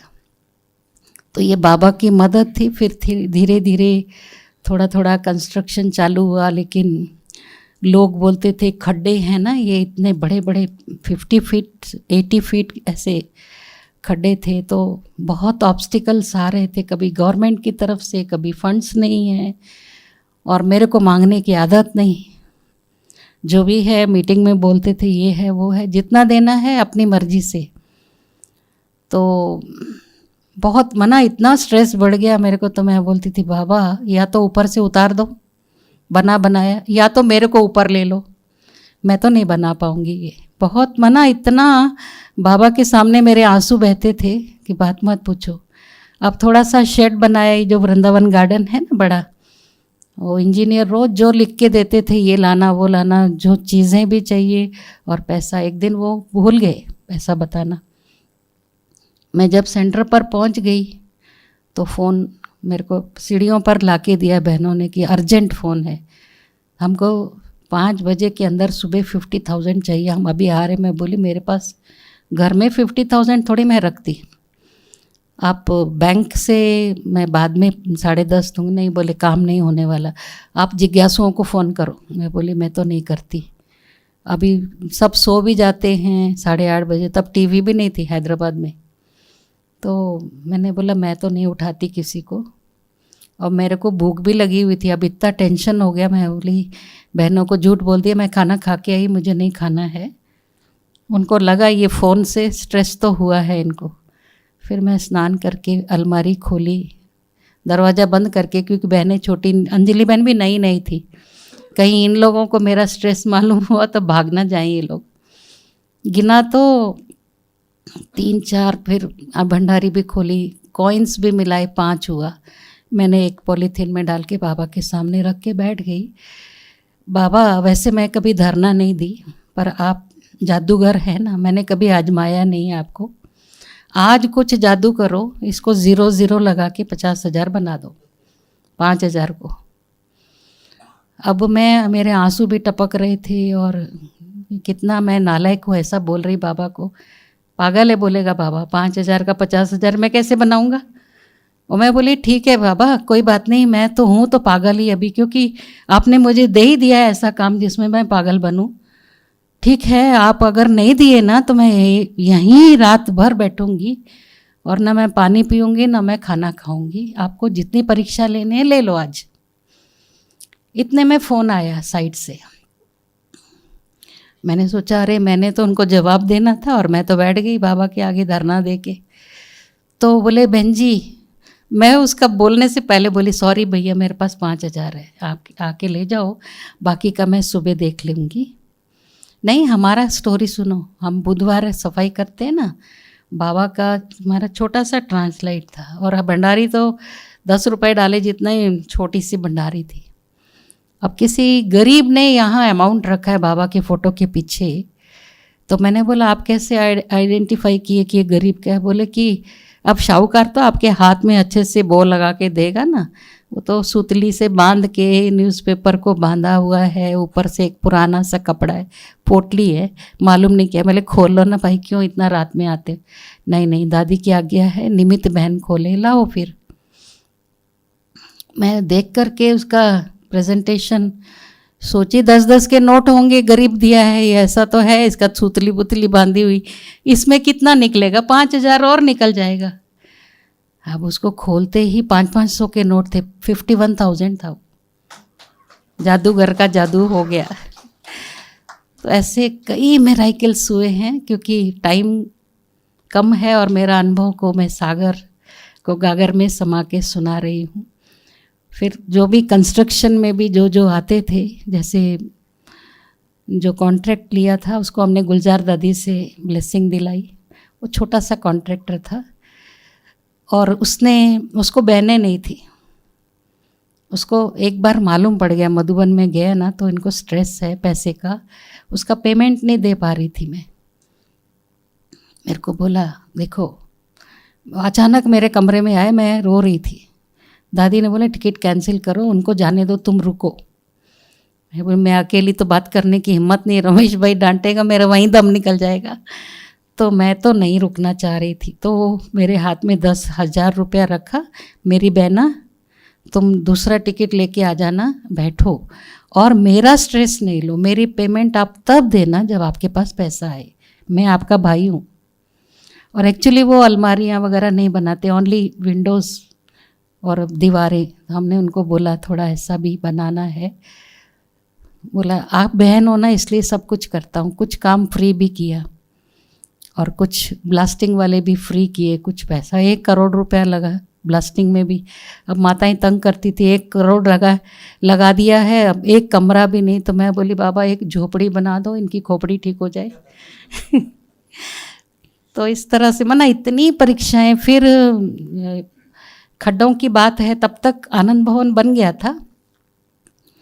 तो एक दिन वसंता बहन की बहन जयश्री बहन भी आई हुई है इधर, मैं और वो, हमने बोला चलो हम सब जगह योग करते, जहाँ भी विघ्न होता है आज खड्डों के पास योग करते। बाबा को बोलते खड्डे भरने के लिए, क्योंकि कोटेशन मंगाए तो 3 करोड़ मांग रहे थे खड्डे भरने का भी। सारे कैंपस में खड्डे ही खड्डे हैं, तो 3 करोड़ तो कहाँ से लाएंगे? रमेश भाई हमारा तो बाल निकाल देगा 3 करोड़ रुपया खड्डे में डालने के लिए। मैंने ऐसे ही जोर से बोला बाबा क्या आप चाहते हो आपके बच्चों का पैसा खड्डे में जाए? 3 करोड़ रुपया आप खड्डे नहीं भर सकते क्या? तो सब हंसने लगे जो भी खड़े थे। जयश्री बहन बोली आप इतना जोर से बोल रहे बाबा को। मैं बोली अपना बाप है और किसको बोलना, उसके ऊपर ही अधिकार है। और तभी हमारा किचन भी नीचे था। मैं नाश्ता खा के आनंद भवन में गई, वहाँ बड़े बड़े कॉन्ट्रैक्टर्स बैठे हुए थे। किस लिए? खड्डे भरने के लिए। बाबा पहले ही भेजा हुआ, मुझे तो पता ही नहीं। बोले मैडम आप है ना यहाँ के इंचार्ज? मैं बोली हाँ, क्या काम है? बोले आपके पास खड्डे हैं, हमारे पास बहुत सारा पत्थर मिट्टी फेंकने के लिए जगह नहीं है, क्या आपके खड्डे भर दे? मैंने कहा बाबा आप कितने स्वीट हो, इतना जल्दी सुनते, मैं 2 साल पहले बोलती तो अच्छा था। तो फिर हमारे भाइयों को बुलाई। मैं बोली मुझे तो पता नहीं ना क्या करेंगे, पत्थर डाल के फिर चलना ही ना मुश्किल हो जाए। तो हमारे भाई लोग बोले पत्थर भी डालना, मिट्टी भी डालना, लेवलिंग भी करना, लेबर भी आपका, मशीनें भी आपकी, हम कुछ भी नहीं देंगे। हमको तो ये वैलीज़ इतनी अच्छी है, इंटरनेशनल वैलीज़ हैं, सब खुश होते हैं यहाँ आकर के। वो आपका प्रॉब्लम है, भरना है तो फ्री में भरो। फिर हमने उसको बोला कोर्स भी करो, और उसको मैंने मना, हम तो हमेशा बाबा बोलते हैं ना ब्लेसिंग दो। मैं बोला भाई यहाँ जो हाथ लगाता है माला माल हो जाता है। कॉन्ट्रैक्टर को इतने कॉन्ट्रैक्ट मिल गए, बोला दीदी थोड़ा श्राप दे दो, मेरे को तो खाना सोना सब दुर्लभ है। तो मैं बोली तेरे को ज़्यादा पैसा हो गया तो यहाँ दे देना, ट्रांसफ़र कर दे। तो फिर वो भाई भी, उनके जो लेबर थे, उन्होंने एक्सपीरियंस में उसको बताया 12 बजे हम बहनों के रूम के बाहर खड़े होकर ऑब्जर्व कर रहे थे, वो बहनें दरवाज़ा खोल के डांटी हमको, लेकिन हमने ये देखा मंदिर में भी इतने प्योर वाइब्रेशन नहीं है, मंदिर से ज़्यादा। फिर वो अपने कॉन्ट्रैक्टर को रात को लेकर आए, देखिए एक्सपीरियंस करो आप। दूसरे दिन गुरुवार था, वो मैं प्रसाद भेजती थी उसको, बोला दीदी मैं आपसे मिलना चाहता हूँ, भोग भी लगवाना है, आपकी वाणी में क्या शक्ति है मालूम नहीं, मेरे पर तो लक्ष्मी बरस रही है, इतना माला माल हो गया, बहुत कॉन्ट्रैक्ट मिल रहे, मैं भोग लगाना। मैं सोची बेचारा इतना करोड़ों का फीलिंग किया है, उसके लिए मैंने सौगात भी रखी थी। मैंने कहा आज नाश्ता भी यहाँ करना और मैं आपको और आपकी वाइफ के लिए गिफ्ट देना है। तो आके पूछा अमाउंट कौन से नाम पर चेक बनाऊँ। मैं मन में सोची 5,000 वगैरह देंगे या 1,000, इसका बेचारे का करोड़ों का खर्चा है। 51,000 का चेक दे के गया। और आज भी जितनी भी मिट्टी चाहिए फ्री में देता है, फीलिंग जहाँ भी करनी हो। तो इतना बाबा की मदद। और परीक्षाएं तो आप सोचो, दुनिया में बोलते एक शादी करके देखो और एक घर बना के देखो। मैंने तो घर तो छोड़ो, कभी झोपड़ी भी नहीं बनाने का सपना देखा था। और मुझे वो बोलते स्टेज का साइज़ ये है, ये हॉल का साइज़। मैं बोली भाई मेरे को तो नहीं समझ में आते तुम्हारे नक्शे, मेरे को ईंटें लगा के दो, नहीं तो मार्किंग करके बताओ, मैं तो बताऊंगी। तो वो लोग भी बेचारे मेरे साथ एडजस्टमेंट करके काम करते रहे। बाकी परीक्षाओं से हम अनुभवी तो बन जाते हैं। अब बाबा ने बहुत अनुभवी बना करके यहाँ रखा। और मैं दादियों को बाद में भी बोलती रही कि आप जिस भी बहन को चाहिए दे दो, मुझे दादी सिर्फ तपस्या चाहिए, मुझे कोई छोटा गांव दे दो। तो एक बार जानकी दादी को बोली तो वो निर्वैर भाई को बोले इसको थोड़ा समझाओ, नहीं सुन रही है, गांव गांव बोल रही है। तो निर्वैर भाई बोले मेरे को बाबा बोला ये बच्ची को बोलना नहीं आ रहा है, इसकी कैपेसिटी इतनी बढ़ गई है, शांति सरोवर छोटा लग रहा है, इसको शांति वन दे दो संभालने। मैं बोली भाई सब मजाक नहीं है। फिर दादी के पास भेजे। मैं निकलना था लेकिन मेरे को दिल था कि टिकट कैंसिल करा के मैं अभी यहाँ से ही ट्रांसफ़र हो जाऊँ। तो फिर दादी ने बोला नहीं जाएगी। मैंने बोला दादी मुझे पता है, मैं आपसे 1 साल ट्रेनिंग ली हूँ, जिद करना, सिद्ध करना, रोना आपको पसंद नहीं है, लेकिन मैं क्या करूँ दादी, ये मेरी कैपेसिटी से बाहर है। जितनी शक्ति थी मैंने लगा दी, अभी बन गया ना, दे दो किसी को, मुझे नहीं चाहिए प्लीज़। मैं सच्चे दिल से लिख के देती हूँ आपको, मुझे नहीं चाहिए। तेरे को देख के दे, तो बाबा ने दिया है, ऐसे कैसे किसी को भी दे देगा, तेरी शक्ति देख कर दिया है। तू मेरी बहुत बड़ी शक्ति, तू मेरी तितली, इतनी सी मैंने पाला तेरे को। सब दादियों ने हमें इतना छोटा छोटा देखा हुआ है। मैं बोली वो तितली पुतली या वो वाली कुलदीप तो मर चुकी है, ये कमज़ोर वाली मरी हुई कुलदीप है ये, आप ऐसा समझ लो। ठीक है नहीं जाएगी ना, मुझे तो हार्ट अटैक आ जाएगा। फिर अभी इतनी बड़ी बात बोलने के बाद मैं क्या बोलूँ। दादी को कुछ हुआ तो सबको मालूम है, निर्वैर भाई को भी मालूम है, इसके कारण गई है दादी, तो मेरे को तो मारेंगे सभी ब्राह्मण परिवार वाले। ठीक है दादी, लेकिन उस समय मेरे पास 10 लाख की शॉर्टेज थी, कर्जा था। इतना कॉन्ट्रैक्टर गालियां दे के जा रहे थे, चीफ जस्टिस के सामने गालियां दे दिया। उस दिन मैंने दृढ़ संकल्प किया था यहाँ नहीं रहना। बाबा को बोली बाय बाय, मैं नहीं आऊँगी अभी, संभाल लेना अपना शांति सरोवर। किसको भी नहीं बोला, निवासियों को बोलते तो वो भी भाग जाते थे। मैं चुपचाप चली जाऊँगी, किसी को बोलूँगी नहीं। मैंने बोला अभी दादी को मैं पैसे की बात नहीं बोली, मुझे पैसे का स्ट्रेस है, बोलती तो दे देती थी दादी, मेरे को अच्छा नहीं लगता, मांगने से मरना भला। यहाँ आके मैं बोली बाबा लौट के बुद्धू आ गई, अब क्या करोगे आप, मेरे को 10 लाख चाहिए थे। कुछ नहीं होगा, मेरे पीछे से कोई प्रोग्राम भी नहीं हुआ है। बोला भंडारी खोल के तो देख। काहे की भंडारी, क्या प्रोग्राम हुआ जो 7 दिन में, कुछ भी नहीं था, बट्टी नहीं कुछ नहीं। तो पहले हमारी लकड़ी की भंडारियाँ थी ना, तोड़ लेते थे, कुछ नहीं मिलता था। ज़्यादातर इतना सा पॉलीथीन देती थी बहनें, थोड़ा बहुत 1,000 2,000 5,000, प्रोग्राम भी हुआ तो 50,000 से ज़्यादा नहीं आता था। तभी हमने गोदरेज की ये लोहे की रखी थी, या पता नहीं लकड़ी की थी। एक बहन को मैंने चाबी दी कि बाबा बोल रहा है तो चलो, तो अकेली जाके खोल ले, अभी योग का टाइम होने से पहले पहले क्लासरूम में चली जा। बोली मैं अकेली, क्योंकि हमेशा 2 को भेजते, मैं बोली है ही नहीं कुछ भी, जा ना खोल दे। अब बेचारी वो खोली, धड़ धड़ धड़ धड़ धड़ धड़ पूरा आवाज़ आई, तो वंशी भाई बाहर आके बोला ऐसा खोलते क्या, कोई भी आ जाएगा। तो उन्होंने बोली मेरे को पता नहीं, दीदी बोले और मैं खोल दी। तो उसमें 4.25 लाख थे। मैंने बोला, और एक बहन को बोला और भी देखो, और वो इतना, मैं पॉलीथीन छोटा सा देती, वो इतना बड़ा लेके गई। मैंने नहीं देखा, मैं सिर्फ चाबी दी, मैं बोली ले ले। मैं किसी से बात कर रही थी गार्डन में, तब वहाँ पर ये लोग क्या करते, किचन एक ही है ना, कद्दू वगैरह लाते थे, सब जूस पीते थे पेंट्री में आनंद भवन। वो इतना बड़ा थैला लेके आ रही थी, उठाया नहीं जा रहा है। मैं बोली तेरे को मैंने क्या बोला था, तू क्या कद्दू वद्दू लेके आ गई क्या नीचे से? बोली नहीं नहीं वही लाई हूँ। क्या, दूसरे को बोला देखिए मजाक कर रही हूँ। बोले नहीं दीदी आओ ना कमरे में। तो मैंने बोला भाई कमाल है ये तो। फिर बाबा को थैंक्स बोली, बाबा रिमेनिंग अमाउंट 5 लाख और है, क्योंकि दूसरे जगह देखे तो मिल गया 5-5.25 लाख। बोला आ चुका है। कहाँ से आ चुका, कोई चेक नहीं आया। पूछी मैं कस्तूरी बाई को कहीं आया, बोला नहीं आया है। 2 माताएं आई थी, मैं लंदन में और अमेरिका गई थी, तो अनुभव सुनाई थी। दादी ने बोला तुम पहले आई थी कुछ सुनाया नहीं, अभी सुना के जाओ। तो जो भी अमाउंट मिला मैं दादी को दे दी। 2 माताओं ने सोचा यहाँ नहीं देंगे, इसको वहीं जाके देंगे, ये तो सब दादी को दे दी। तो वो लोग रोज़ पूछ रहे थे दीदी आपसे मिलना है, कुछ लाए? मैं बोली ये लोग क्या लाते, इलायची बादाम, और ज़्यादा में ज़्यादा 5-10 हज़ार का कुछ दे देंगे, डॉलर वॉलर क्या होने वाला है। मैं रखो आपके पास, मेरे को फ्री नहीं हूँ। ट्रेनिंग भी चल रही थी, ऑडिटोरियम का काम रुका था, तो योग करते थे हम मुरली के बाद। फिर वो वहीं पर एक छोटा सा कैरी बैग हैवी था, तो मैंने देखा नहीं, उन्होंने भी कुछ बोला नहीं, ये आप संभालो। तो मैं सोची बादाम है, वजनदार है। बहनों को बोली मेरी अलमारी खुली है ना जो कपड़े वाली, उसमें रख दो, जाके रख दिया। वो माताएं मेरे को शाम को पूछी दीदी आप देखे? बोले नहीं मैंने नहीं देखा, बादाम वगैरह होंगे ना? बोले नहीं दीदी उसमें अमाउंट है 5 लाख। फिर भाग के आई फिर कस्तूरी बाई को दिया। मैं बोली भाई अभी नमस्कार, अभी कर्जा नहीं करना कुछ भी 10 लाख। तो बाबा कैसे दिया, उसके पहले और उस आज तक कभी भंडारी में इतना किसी ने नहीं डाला। तो ये बाबा की मदद।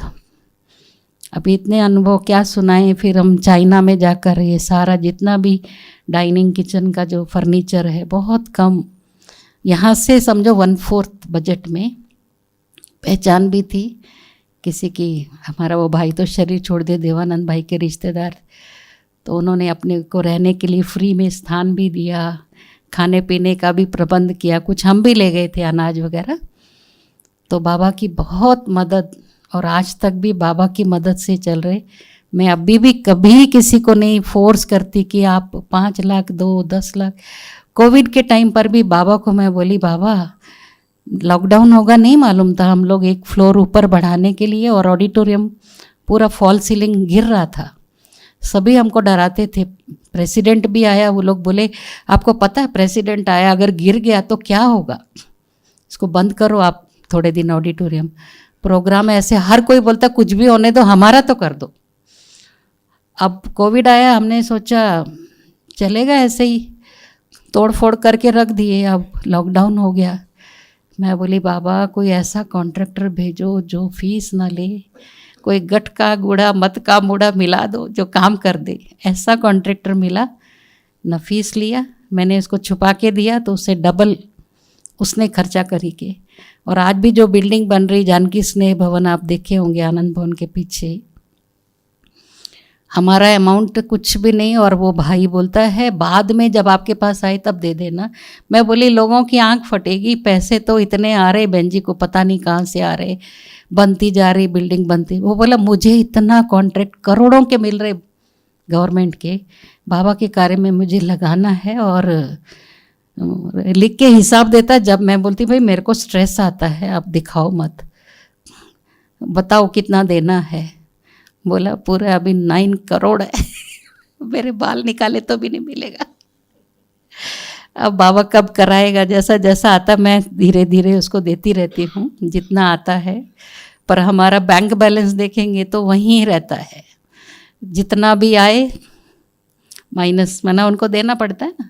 फिर पूछती कितना है, बोलता उतना ही है, 1 ही है बस, उससे कम नहीं करना है अभी, क्योंकि मेंटेनेंस में भी आप सब जानते हैं ये वाइट एलिफेंट है। प्रोग्राम करो तो भी खर्चा है, ना करो तो भी खर्चा है, नौकर चाकर साफ सफाई सबके लिए। कई बार हमको हमारी भाई बहनें बोलते थोड़ा ब्रेक लगा दो प्रोग्राम्स पे, आपकी तबीयत पर। मैं बोली ब्रेक लगाऊंगी तो और टेंशन, कुछ भी नहीं आएगा फिर तो इसलिए आप सबकी दुआओं से और बाबा की दुआओं से, दादी दीदियों की दुआओं से, बहुत दुआएं मिली हैं मुझे दादियों से भी। तो ये दुआओं का ही फल है जो बाबा ने, ज्ञान सरोवर का बेटा बोलती थी दादी, शांति सरोवर। फिर दादी बोलती थी बेटा बाप से भी बड़ा हो गया है, बहुत सेवा करता है। तो आज आप सबको अनुभव सुनाने का मुझे मौका मिला। मैंने वैसे 6:30 से बोला था, तो फिर प्रश्न उत्तर ज़्यादा हो गए तो टाइम हो गया। तो आप सबको बहुत बहुत मुबारक है, इस स्पोर्ट्स विंग में आप सब ने भाग लिया और आगे आगे बढ़ाते रहेंगे इन सेवाओं को और उड़ते रहेंगे। अभी आप सब टोली भी, और जो आप सब के लिए मग बनवाए हैं है ना हमारे विंग मेंबर्स के लिए, तो उनको सभी को मग्स भी मिलेंगे। ओम शांति। सभी को अच्छा लगा दीदी का जो शेयरिंग था अभी तक? हाँ, हम सभी के लिए बहुत बड़ा प्रेरणा है। आपको लगा ऐसे कैसे बाबा हम निमित्त बन के रहेंगे तो कैसे सेवा लेते हैं और हम सभी से करवाते हैं। प्रैक्टिकल एग्जाम्पल दीदी का जीवन है और ये स्थान जिससे आप बहुत सुख पा रहे हैं, बहुत आनंद महसूस कर रहे हैं। है ऐसा फीलिंग?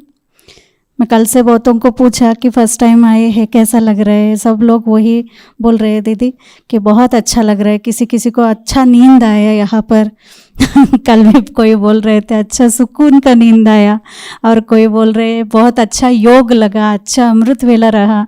तो ये जो हम सभी बीकेस जब मिलते हैं तो इधर बहुत शक्ति भर के जाते हैं और शक्ति लेते भी है। फिर इन टर्न जो भी आते हैं नॉन बीकेस जो 26 तारीख को आएंगे वो सब ये महसूस करें हमारे जो फीलिंग्स और एक्सपीरियंसेस है। तो आज हम सब दीदी से बहुत सारे प्रेरणाएं प्राप्त किए। दीदी को बहुत बहुत धन्यवाद। ओम शांति। हमारे स्पोर्ट्स विंग के यहाँ के हीरो हैं हमारे रवि भाई और गीता बहन को हमने इस बार मीटिंग में बुलाकर बोला रवि भाई कहीं भी भूल भी जाए आप रिमाइंडर देते रहना। आप होम मिनिस्टर का, वो पुणे जाके भी उनको पूछती आप गए नहीं गए, काम किया नहीं किया। तो इसलिए गीता बहन का भी बहुत धन्यवाद रवि भाई, क्योंकि इनके इतने कॉन्टेक्ट्स हैं स्पोर्ट्स के, और काफ़ी तो पुलेला गोपीचंद जी ने जो भी फोल्डर में जिनके फोटोज़ देख रहे हैं आप, उन्होंने भी काफ़ी गाइडेंस दी।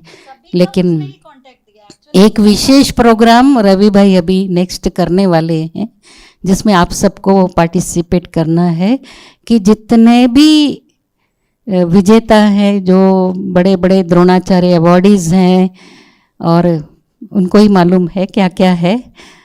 तो इस बार मैंने बोला वो खिचड़ी प्रोग्राम नहीं करना, इस बार ट्रेनिंग रहने दो, कॉन्फ्रेंस। नेक्स्ट टाइम हम उनका सभी का सम्मान भी करेंगे और एक कॉन्फ्रेंस होगी उस समय पर, ताकि बाबा के इस विंग की जो है ना धूम मच जाए सारे विश्व में। तो 2 शब्द रवि भाई बताएंगे क्या प्रोग्राम है।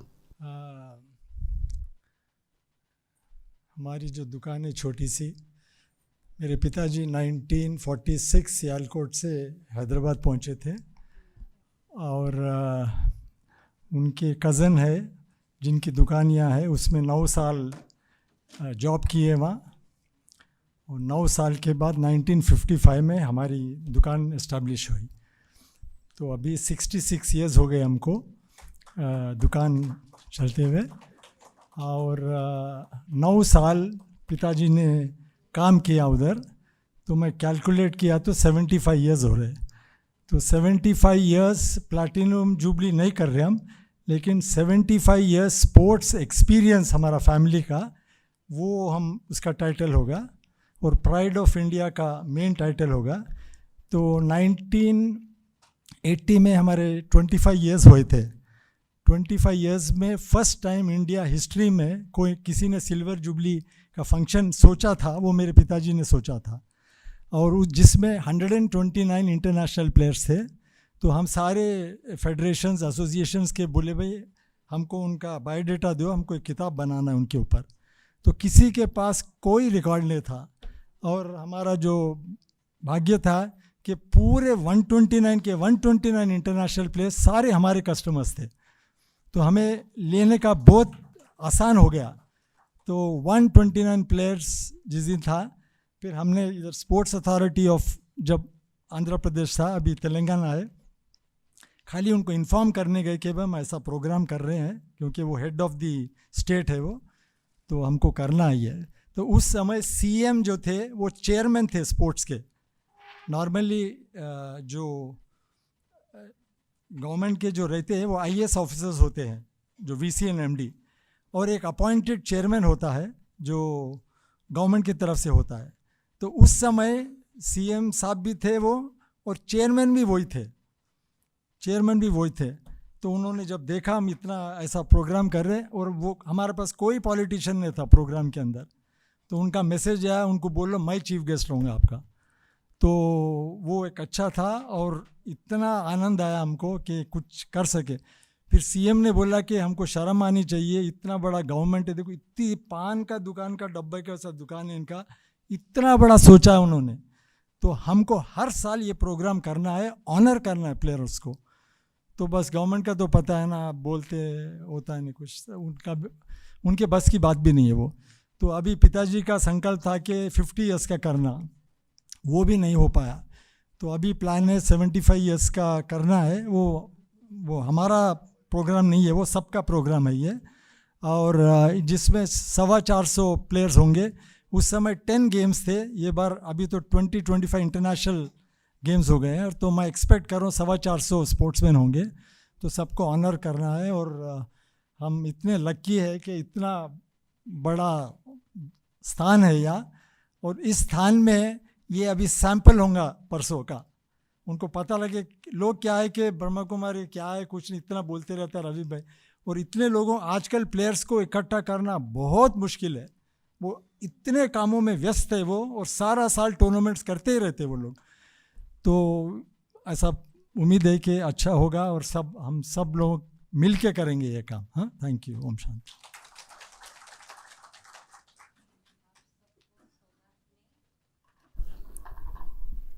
एक मग मिल रहा है, इसमें चाय पियो, दूध पियो, जूस पियो, जो पीना है आपकी मर्जी, green tea, black T, black coffee, white coffee, जो भी पीना है। ये मग है, आप कोई भी अच्छा सा ड्रिंक पीना, कुछ और नहीं पीना। हाँ,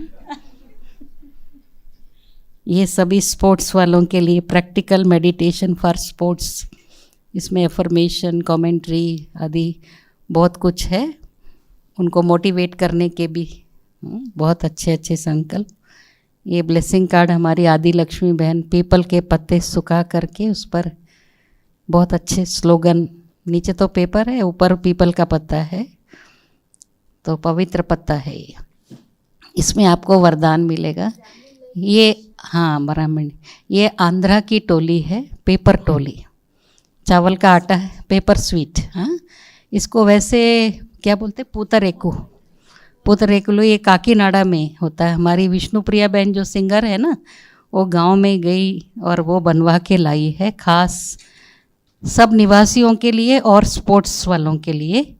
तो सबसे पहला उद्घाटन आपसे हो रहा है, मैंने निवासियों को भी नहीं दिया, टाइम नहीं मिल रहा। जब से ये टोली आई, आप लोग भी आए हुए, तो मैंने बोला आज इसका इनॉग्रेशन करते हैं टोली का। तो ये आप देखना खा के, जरा शुगर वाले थोड़ा संभल के खाना, क्योंकि इसमें हाँ, इसमें मैक्सिमम शुगर है।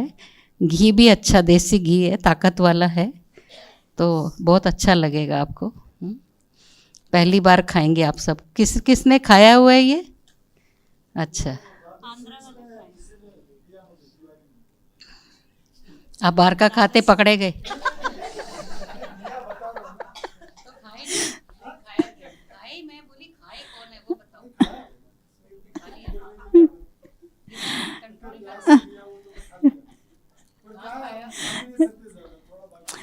नहीं भाई साहब, आपका की इधर है, हमको मालूम है। अभी जैसे मिनिस्टर के वाइफ को पीएस बोल रहा था, आप तो हमारे मैडम का अच्छे पकड़े हैं करके, वहां पर ही कंट्रोल रहता।